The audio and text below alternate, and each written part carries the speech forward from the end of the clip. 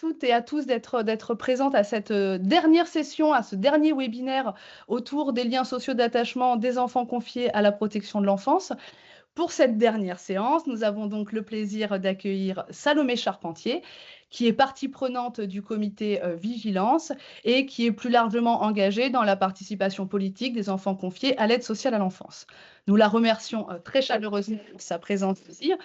Donc peut-être je vais rapidement te présenter Salomé et bien évidemment tu auras tout le temps de te représenter et de corriger mes erreurs s'il y en a.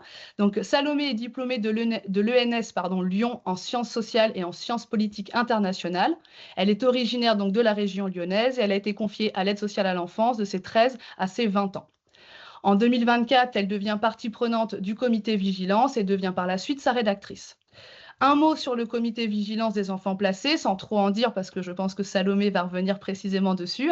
Mais voilà, il a été créé en 2024, en fait, pour suivre notamment, mais pas que, les travaux de la commission d'enquête parlementaire sur les manquements des politiques publiques en matière de protection de l'enfance, afin notamment d'accompagner et de donner la parole aux personnes concernées, expertes des situations vécues en protection de l'enfance, de préparer les questions à soumettre aux députés et de veiller à faire respecter la place donnée, mais aussi la place prise par les enfants, et notamment par les anciens enfants placés lors de ces auditions.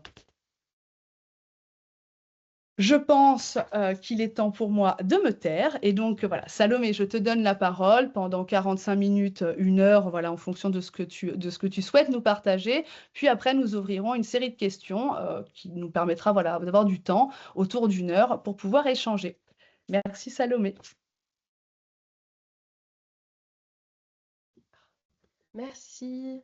Et bonjour à toutes et à tous.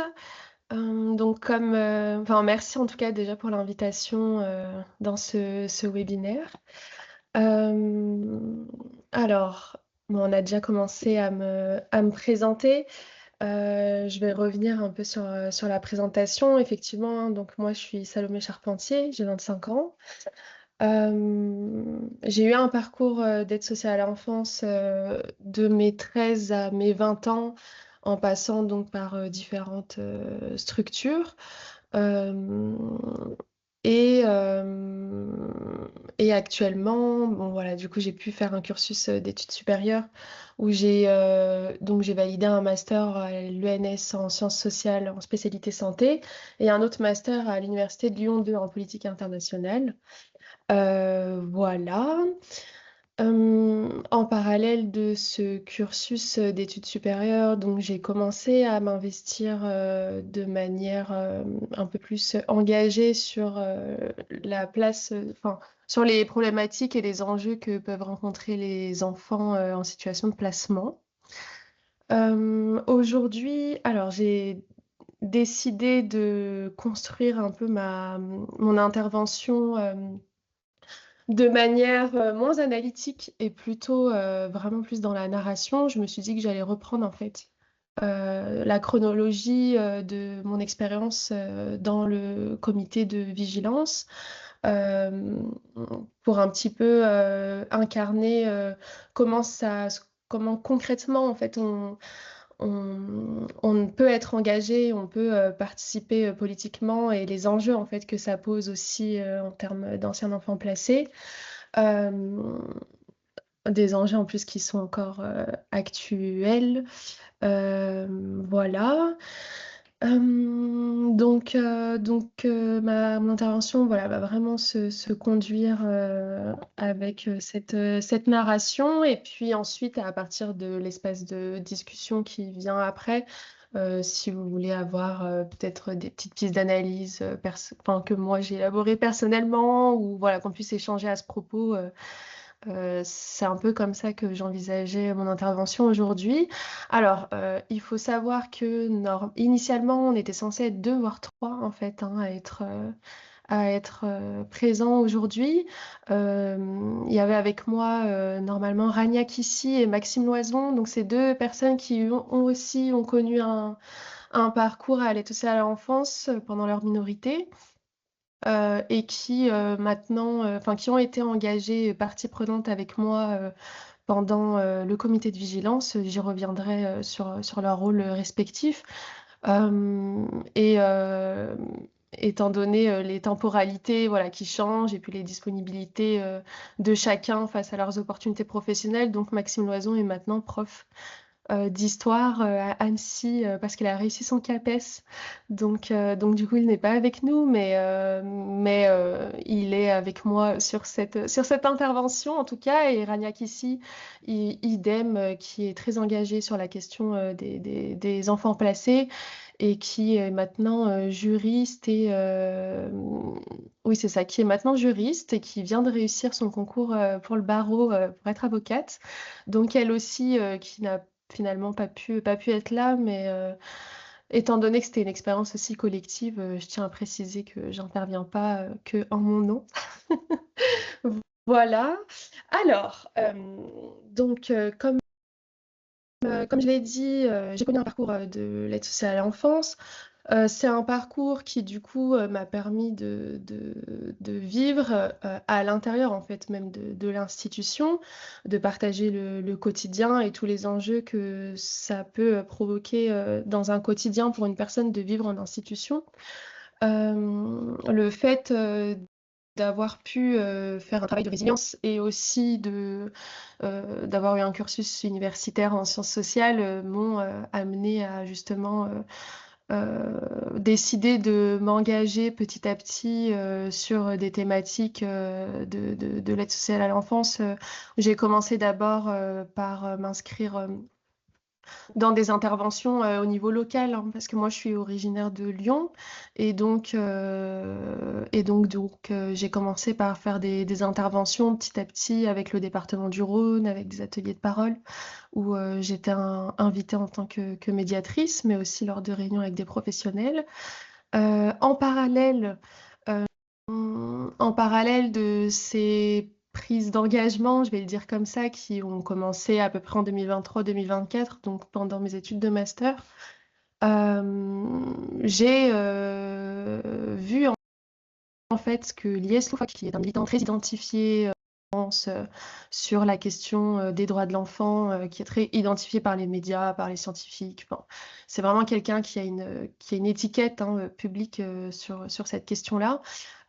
Qui lui aussi est un ancien enfant placé, en fait est revenu d'une pause militante de 2 ans et a annoncé en fait sur son Twitter à l'époque, en 2023, qu'il rejoignait un collectif, en fait plus précisément un groupe de lobbying qui s'appelle Les Oubliés de la République. Les Oubliés de la République, en voyant ce post, je me suis permise donc de les contacter directement. Et en fait, à cette époque-là, on n'avait pas encore de commission d'enquête qui était prévue au niveau de l'Assemblée nationale sur cette question-là. On était vraiment sur comment sensibiliser les politiques de divers bords aux enjeux que peuvent traverser la protection de l'enfance, et notamment par rapport au point de vue des premiers concernés, parce qu'à chaque fois, on a toujours des assises ou des associations, ou des syndicats ou des représentants de la profession, d'éducateurs spécialisés ou du social, ou voilà. Mais en fait, la voix politique des premiers concernés était jusqu'à présent relativement faible, voire restreinte ou résignée à la parole que pouvait donner Lies Loufoque.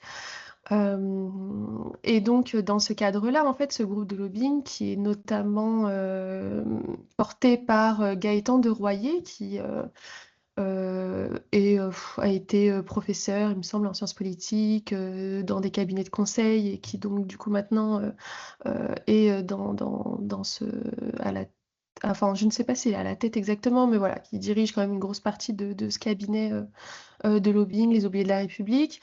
Et Aïda Azideh, qui est maintenant en fait députée PS à l'Assemblée nationale, et qui à l'époque était coordinatrice de ce groupe de lobbying. Donc j'ai été mise en contact avec eux.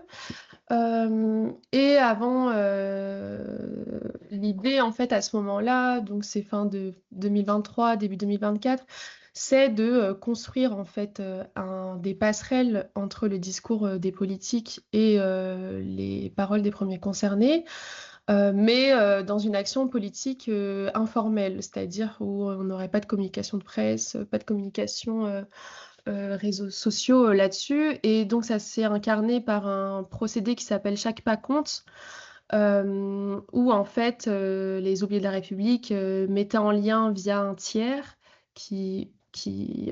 dont on n'avait pas notre mot à dire, mais ils mettaient en place en fait un tiers qui prenait contact ou qui faisait la liaison avec un député, un décideur politique, et avec lequel, par exemple, moi, j'allais rencontrer une députée.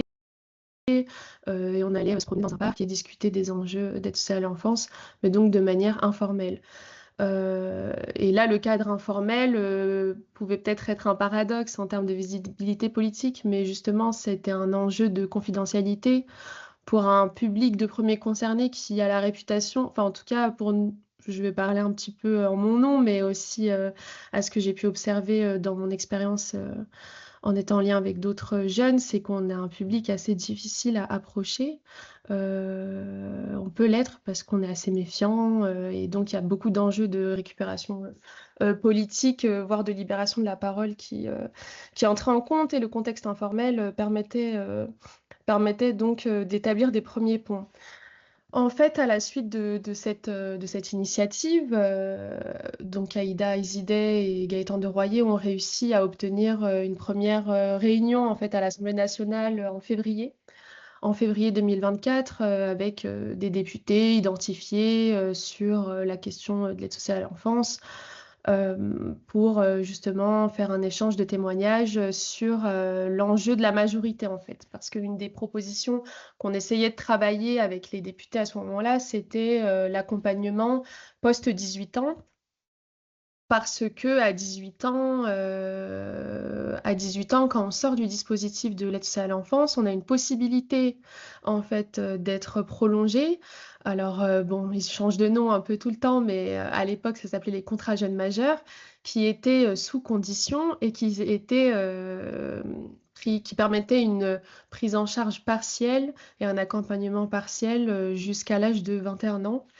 Et nous, notre propos, c'était justement de plaider pour un accompagnement obligatoire de 18 ans à 25 ans, ou du moins un accompagnement avec des conditions un peu plus cohérentes avec les besoins de vie de personnes qui n'ont pas de solidarité familiale et qui ne sont pas éligibles au RSA enfin, qui n'étaient pas éligibles au RSA parce que dans la poche du 18-25 ans. Et donc, voilà, toute la zone grise où tous les enfants placés se retrouvaient à l'âge de 18 ans et dont, en fait, une petite minorité bénéficiait du contrat jeune majeur, qui était plus ou moins efficient. Et donc, ce travail voilà, de sensibiliser les politiques a commencé comme ça. Pourquoi je vous parle de ça? Parce qu'en fait, c'est le groupe de lobbying Les Oubliés de la République qui est à l'initiative en fait de l'idée de fonder un comité de vigilance des anciens enfants placés sur la base notamment des personnes qui participaient au Chaque pas compte.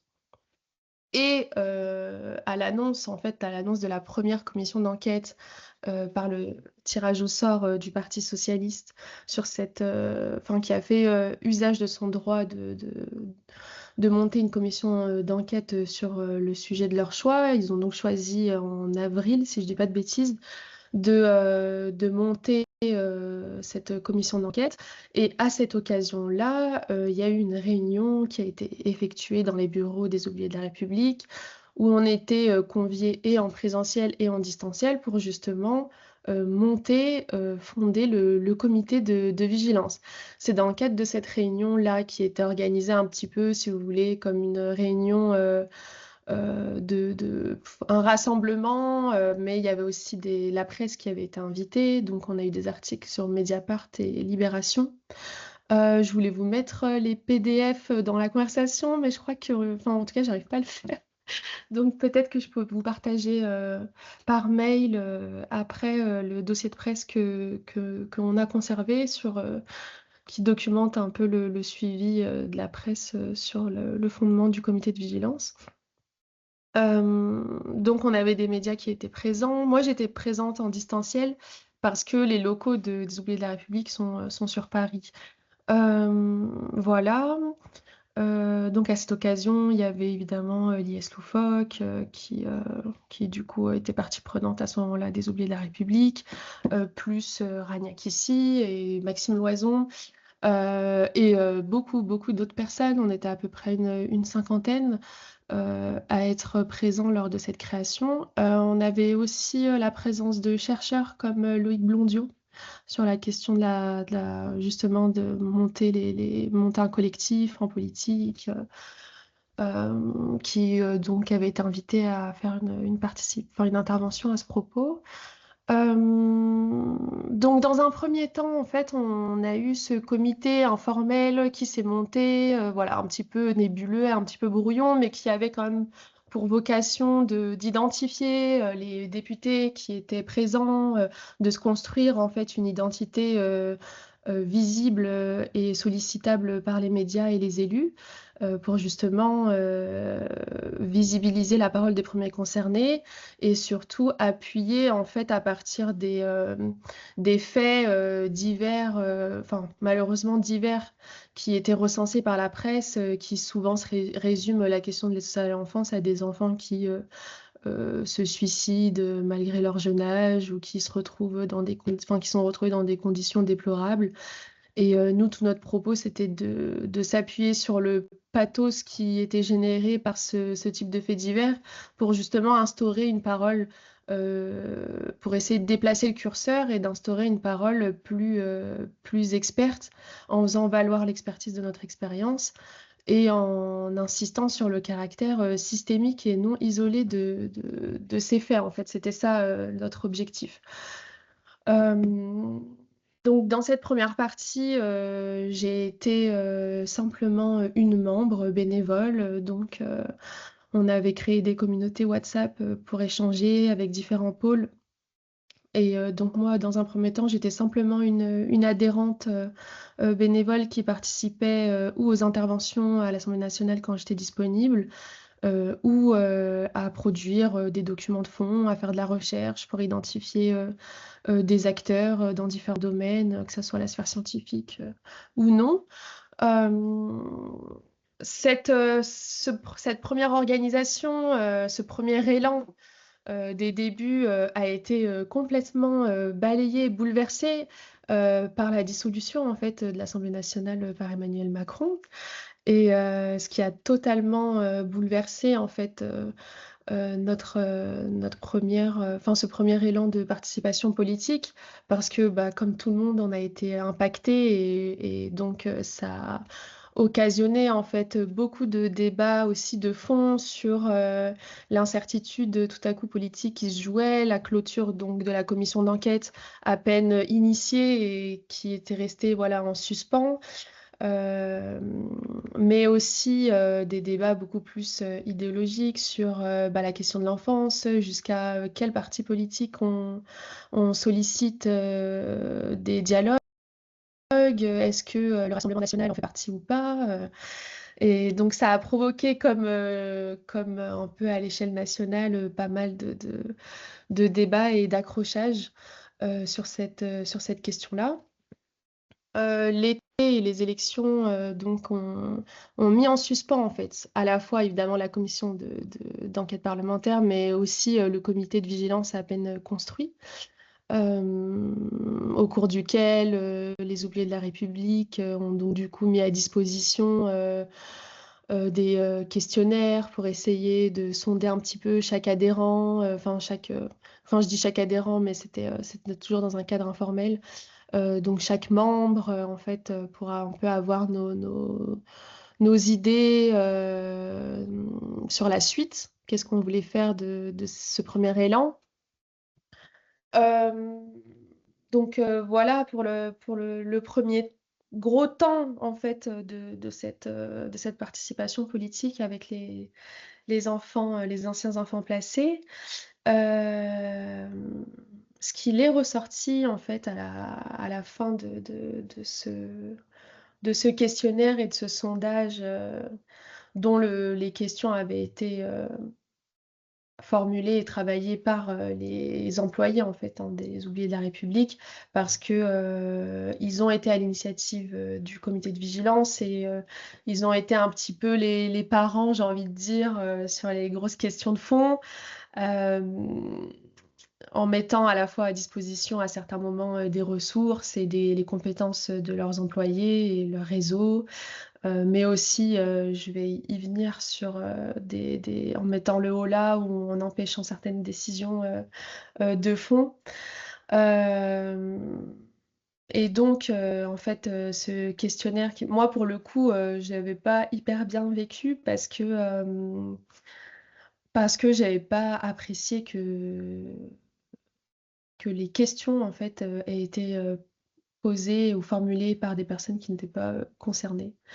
Euh, donc voilà, et puis bon, comme chaque questionnaire, il y a toujours des biais, et bon, ça c'est mes petites déformations universitaires, j'ai envie de dire, mais c'est quand même important de le souligner. Et en fait, ce qu'il a été décidé en septembre 2024, c'était de justement, une fois l'été et la tempête parlementaire passée, la nouvelle Assemblée nationale constituée, c'était de se dire, bon, on a eu cette première expérience de commission parlementaire.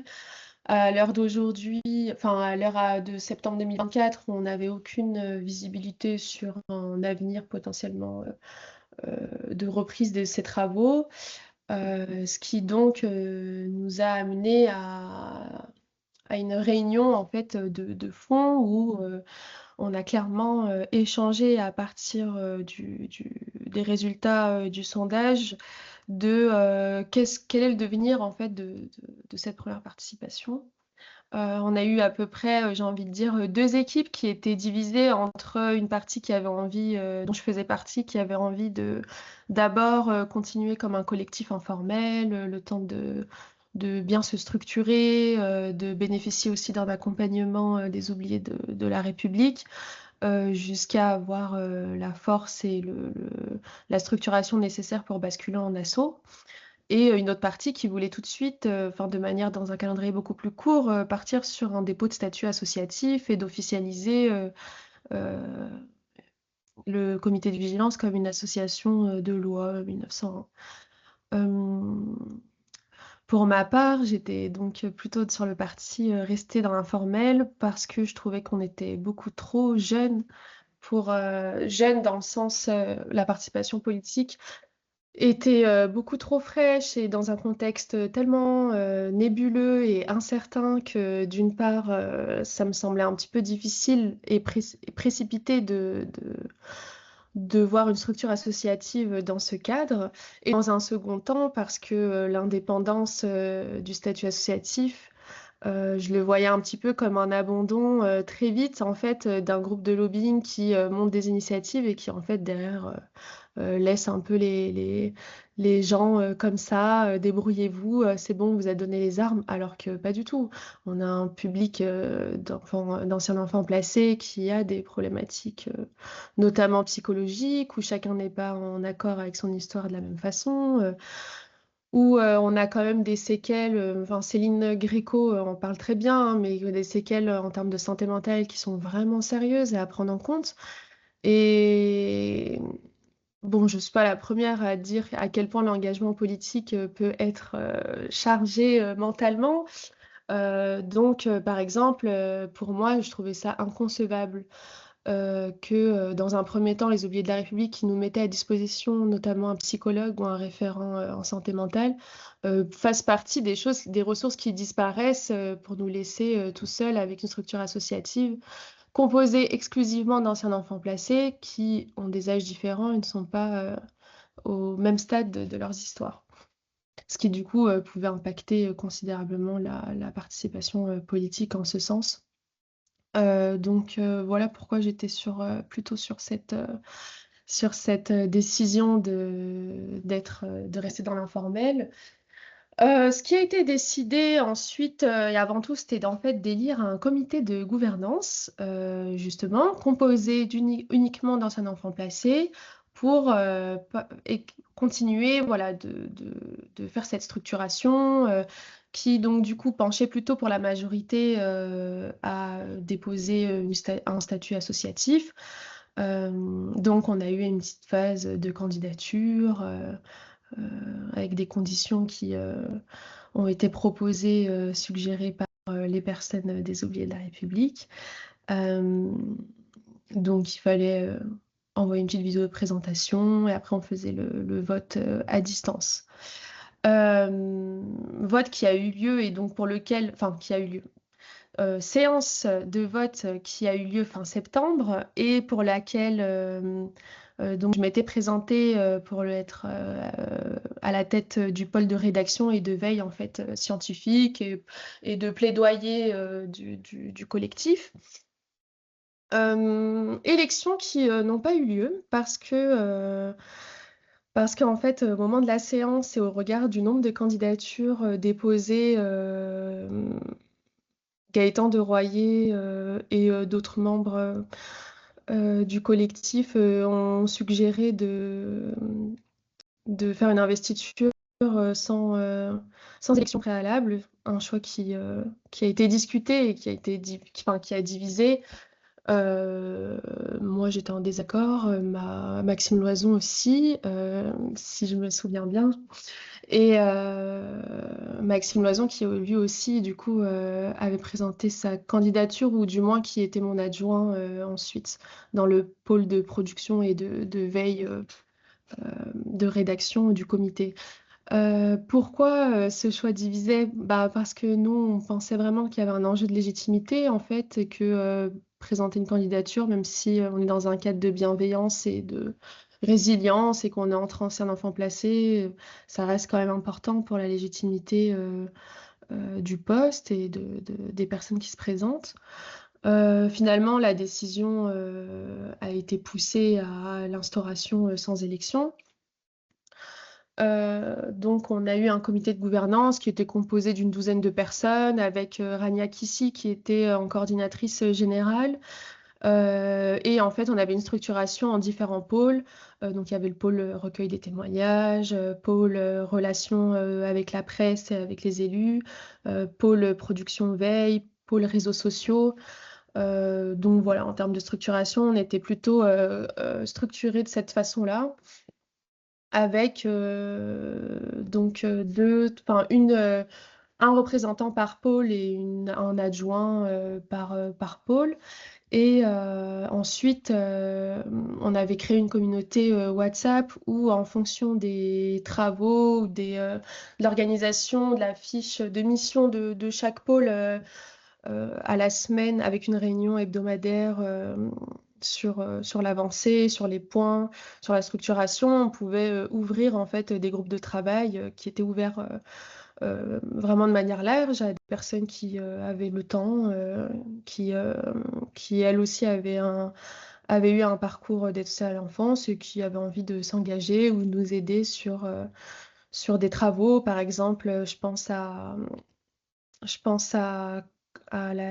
plusieurs travaux que nous, on a effectués au niveau du pôle veille, où ça passe par des communiqués de presse. On a rédigé des communiqués de presse, des éléments de discours pour le pôle réseaux sociaux, mais aussi des tracts politiques ou des notes d'information à destination des députés. On avait des personnes que je n'ai jamais rencontrées d'ailleurs, mais qui donc du coup rejoignaient le groupe de travail où ils étaient intéressés et participaient, produisaient un petit billet ou donnaient leur avis directement sur le groupe WhatsApp concerné. Donc voilà un petit peu comment se structurait le travail, et donc on commençait à faire des réunions hebdomadaires pour justement voir dans quelle mesure concrètement on allait donner vie et consistance à tout ça, quels étaient les projets associatifs du comité, jusqu'à ce que la seconde commission parlementaire en fait s'ouvre et du coup sur l'aide sociale à l'enfance. Ce qui donc a complètement rebouleversé la première direction que le comité de gouvernance essayait un petit peu de prendre. Et donc, on est très vite reparti sur le respect ou ou le suivi en fait de la commission parlementaire avec ce qu'on pouvait appeler une sorte de shadow commission. Donc, c'est-à-dire que on était vraiment à suivre les auditions, à faire du pressing ou à faire du plaidoyer pour que certaines personnes soient auditionnées. Donc ça, c'était plutôt le travail, par exemple, de Rania Kissi, qui, elle, en tant que coordinatrice, allait rencontrer la rapporteure, aller rencontrer certains députés qui étaient très présents dans la commission d'enquête pour justement faire peser ou proposer des personnes en audition ou pour plaider justement à ce que les premiers concernés soient auditionnés, ce qui n'était pas le cas au début et ce qu'on a réussi à obtenir. Fin janvier, on a eu 3 personnes, 3 ou 4 qui ont pu être auditionnées sur leur parcours. Donc ça, c'est par exemple une de nos petites actions. Ce qu'on a fait aussi, c'est voilà donc par exemple Agnella, donc j'ai oublié son nom de famille, mais Agnella, elle était en charge du pôle de relations presse et des élus. Donc elle, s'était organisée une permanence, tenir une permanence chaque semaine à l'Assemblée nationale pour répondre aux questions des députés, organiser aussi des interventions avec Rania Kissi pour qu'on puisse voilà, prendre la parole, présenter un tract politique que nous, du coup, au niveau du pôle de production, on avait rédigé et dont les oubliés de la République nous avaient donné un petit coup de pouce en nous mettant à disposition leur graphiste pour avoir les éléments graphiques. Voilà pour les petites actions.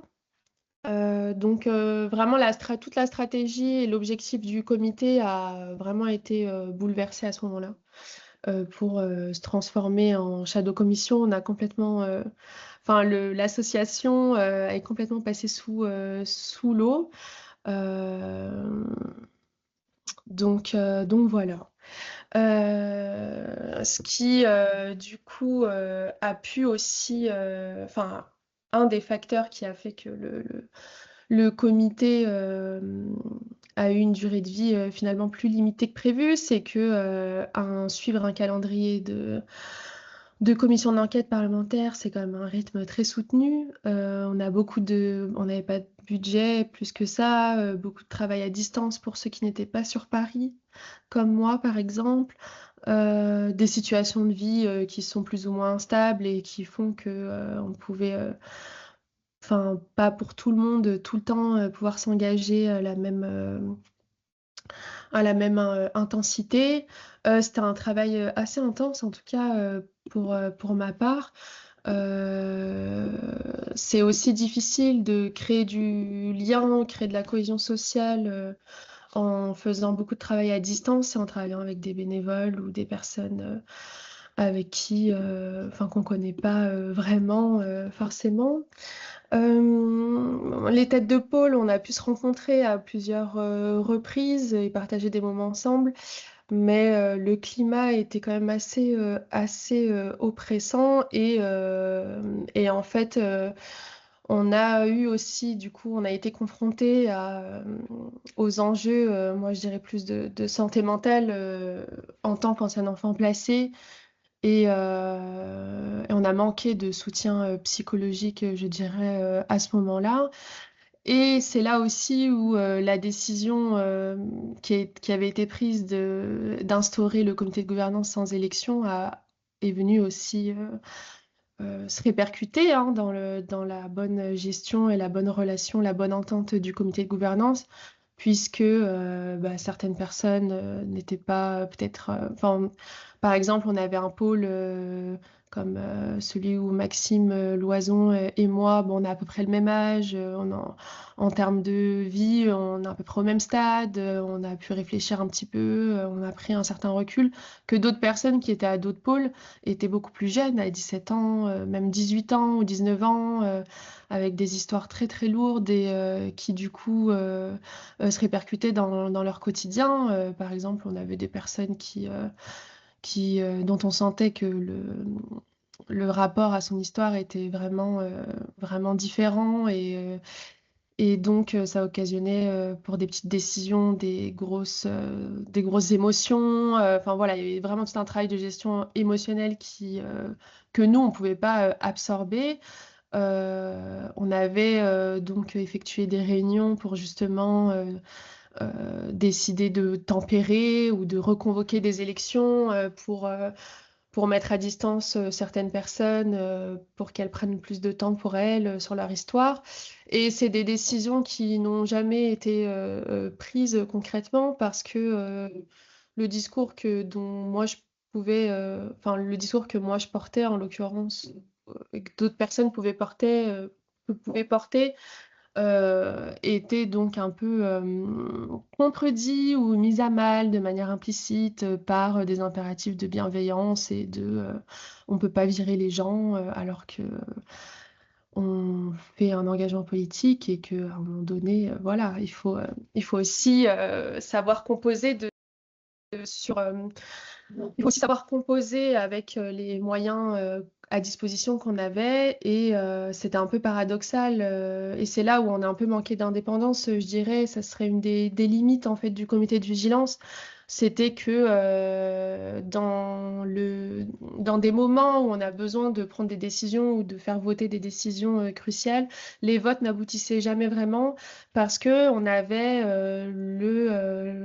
les coordinateurs des oubliés de la République qui venaient mettre un holà, qui venaient tempérer, qui venaient faire un travail de modération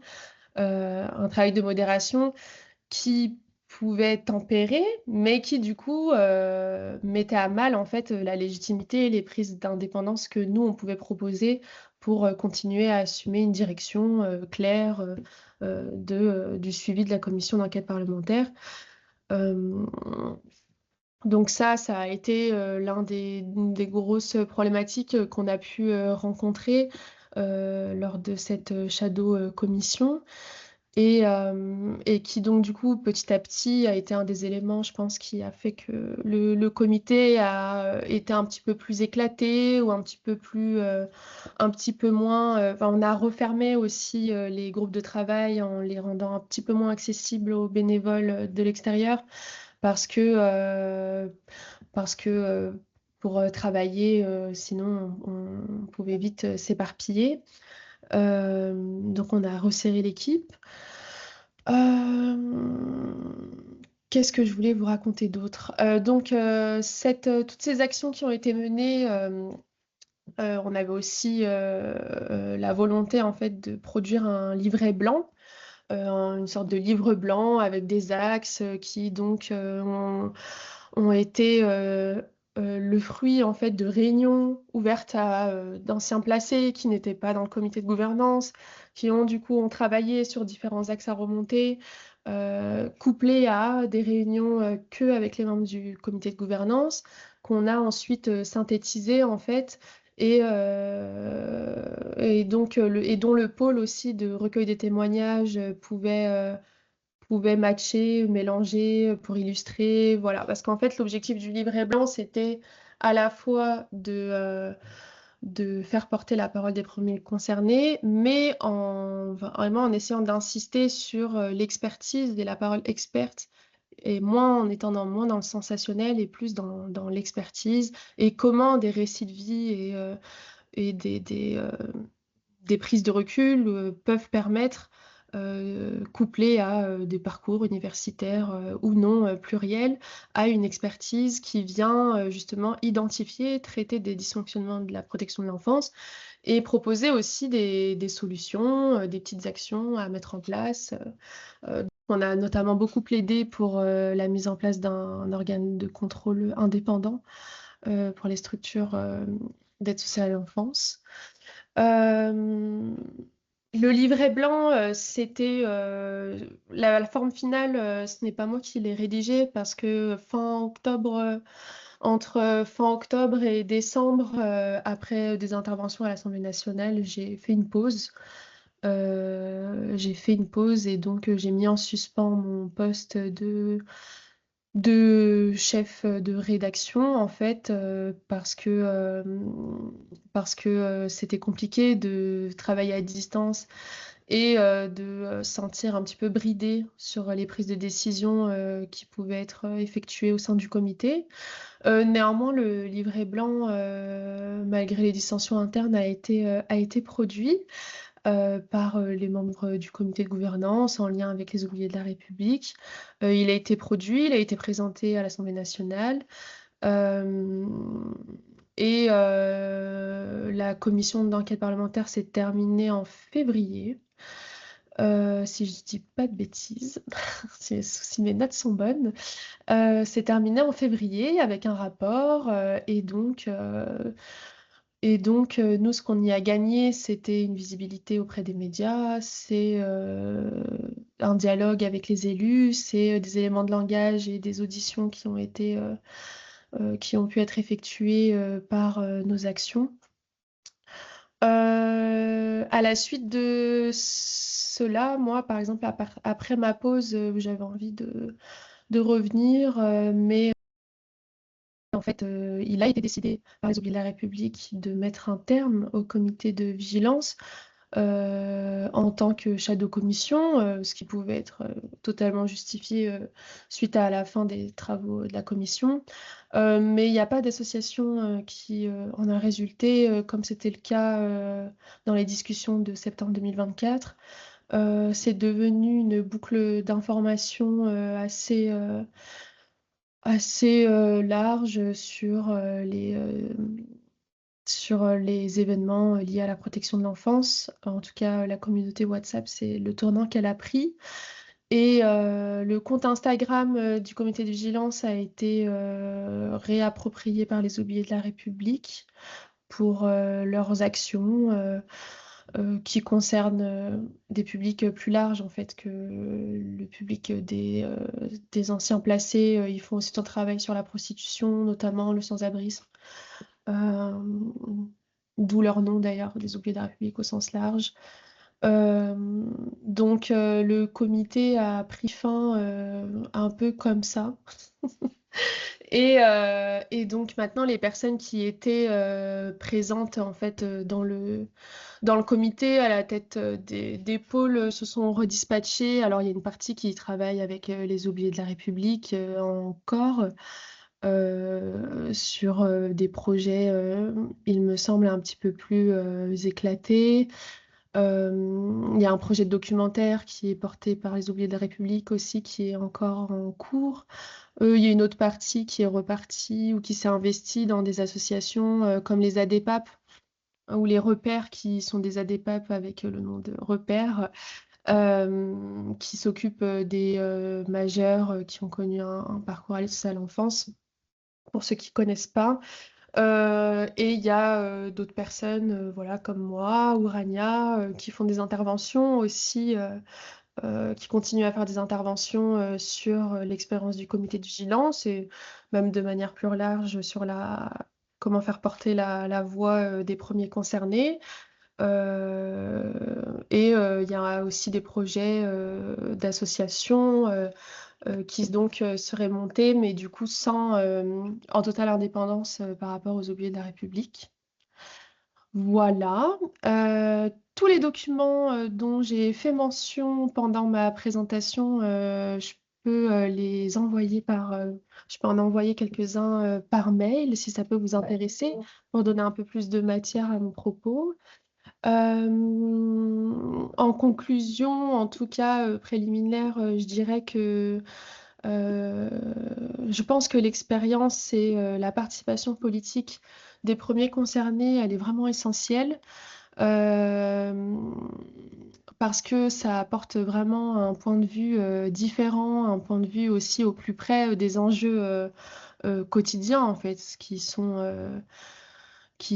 les enjeux, j'ai envie de dire, les plus comment dire, oui, les plus impactants les exemples concrets en fait d'un dysfonctionnement beaucoup plus qui pourrait être expliqué de manière beaucoup plus théorique. Euh, donc tout ce qui est père aidance ou expertise à partir de l'expérience, c'est des choses vraiment qui, je pense, sont à valoriser et à prendre en compte de manière un peu plus sérieuse dans la construction des politiques publiques. Après, comme comme ça peut rejoindre toute une littérature ou des expériences d'engagement politique, il y a toujours des enjeux de moyens limités, des moyens court-termistes. Il y a toujours des enjeux d'indépendance et des enjeux aussi peut-être même de domination sociale qui persistent, hein, parce que il y a des codes sociaux ou des réseaux que avec l'indépendance qu'on pourrait peut-être ne pas avoir, mais sans indépendance enfin, vous voyez un petit peu là où se situe la tension. Une remarque aussi, c'est on fait aussi face aux conflits, aux rapports de force, notamment par rapport à des personnes qui ont des carrières militantes, voilà, des enjeux vraiment sur le militantisme classique, je dirais entre guillemets, qu'on peut retrouver en termes de sciences politiques, enfin, en sciences politiques de la participation, enfin, oui, c'est ça, en sciences politiques de la participation politique. Et je dirais que un aspect qui a peut-être pas été assez pris en compte et qui m'a vraiment sauté aux yeux, c'est que le militantisme, quel qu'il soit, ou l'engagement politique, doit vraiment s'adapter aussi à... On ne peut pas faire du militantisme classique avec un public qui est polytraumatique, et qui a des spécificités, par exemple en santé mentale. On ne peut pas imaginer pour moi un collectif d'anciens enfants placés sans un pôle psychologie, par exemple. Voilà ce que je dirais.